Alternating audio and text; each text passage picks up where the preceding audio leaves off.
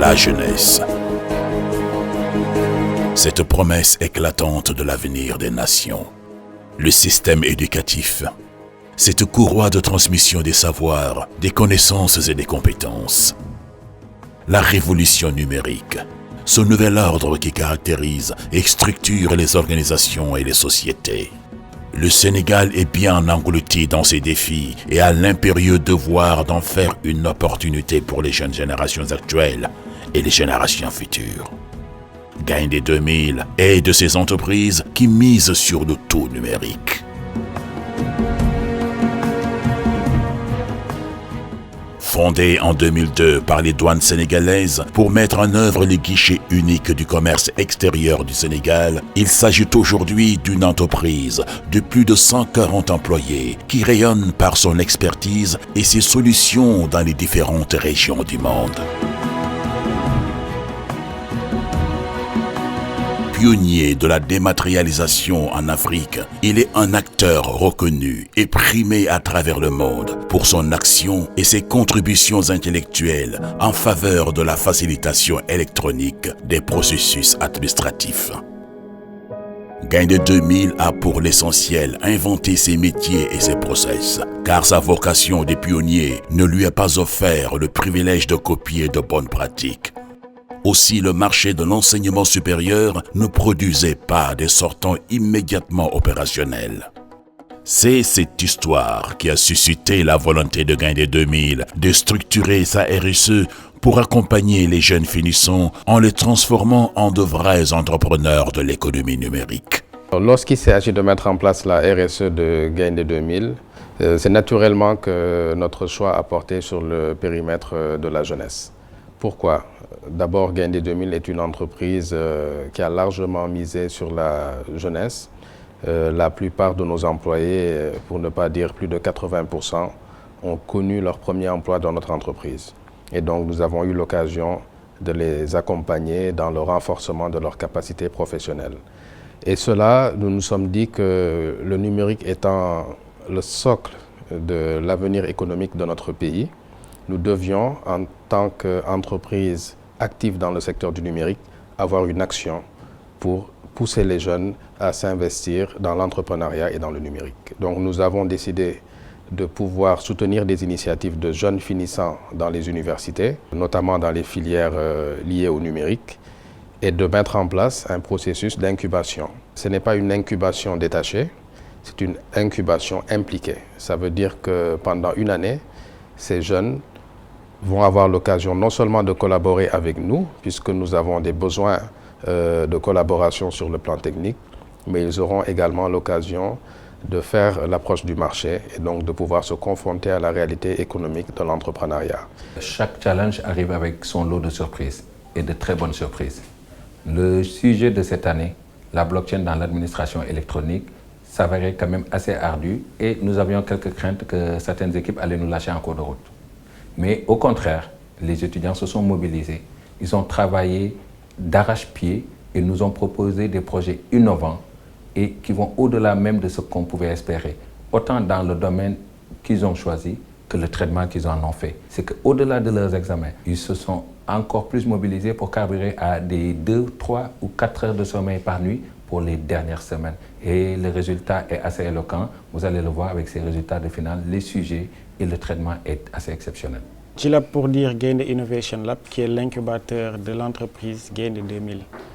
Au sein de cette entreprise, nous accompagnons les équipes lauréates du concours national entre les différents établissements de l'enseignement supérieur.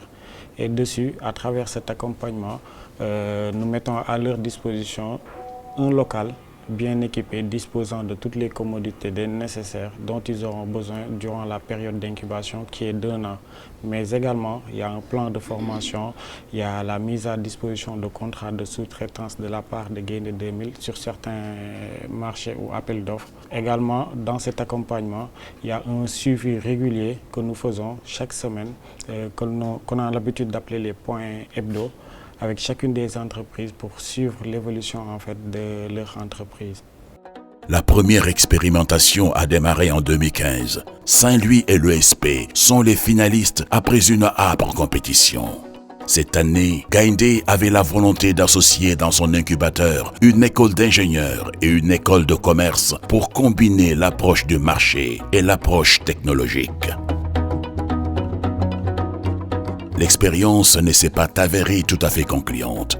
Car si l'équipe de l'ESP est restée solide et concentrée sur sa mission entrepreneuriale, l'équipe marketing s'est vite disloquée à la faveur des appels du marché du travail. Un recadrage est opéré en 2016. Lors de l'édition 2015, nous avions deux catégories. Une première sur le management de services innovants qui était réservée aux écoles de management et de commerce. Et la deuxième compétition, la deuxième catégorie sur le développement de logiciels qui était réservée principalement aux écoles d'ingénieurs et d'universités. Nous avons dû changer de formule en 2016, principalement pour deux raisons. La première, c'est que quand on a voulu catégoriser les écoles, beaucoup d'écoles de management voulaient participer également à l'autre compétition parce qu'entre-temps, elles avaient développé des filières techniques et des filières de développement logiciel. La deuxième raison, c'est qu'avec la première génération, en 2015, on s'est rendu compte rapidement que les deux entreprises incubées avaient des profils similaires, ce qui n'est pas très évident pour développer les activités d'une société. Donc on a plutôt, en 2016, opté pour une seule catégorie, pour beaucoup plus de pluridisciplinarité et un peu répondre aux demandes des écoles qui maintenant touchent beaucoup de secteurs d'activité. La finale est très serrée et fait vibrer l'amphithéâtre de Sorano. Cette fois-ci, c'est 4 finalistes qui sont en lice, mais les non qualifiés étaient à une poignée de points du podium.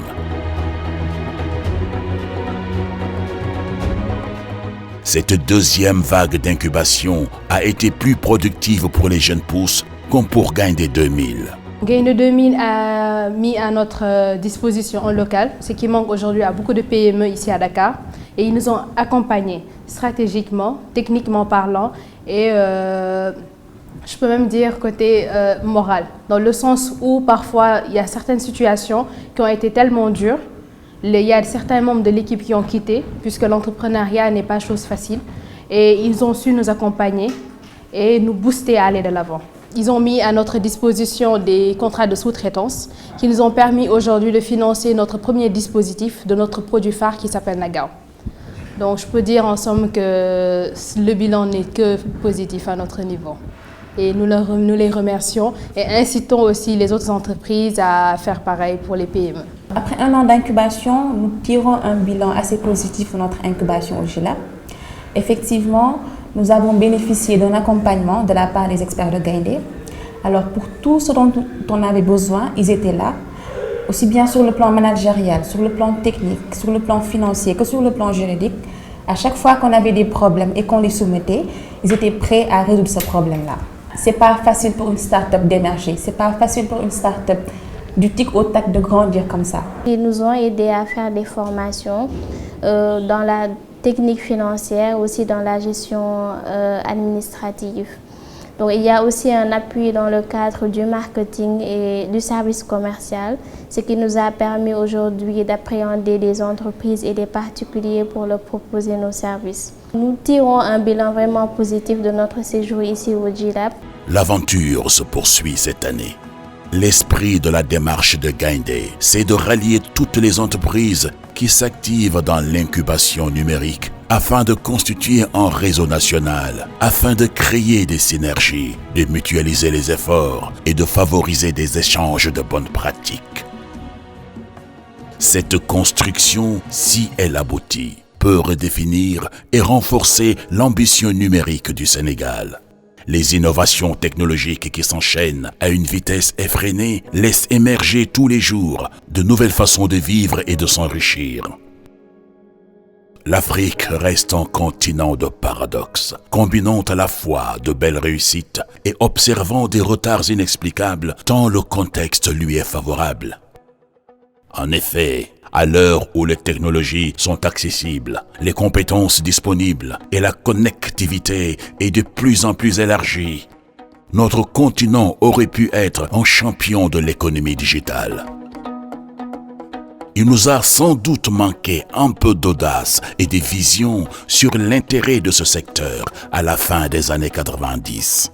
L'important demeure toutefois sur ce que nous allons faire à partir de maintenant.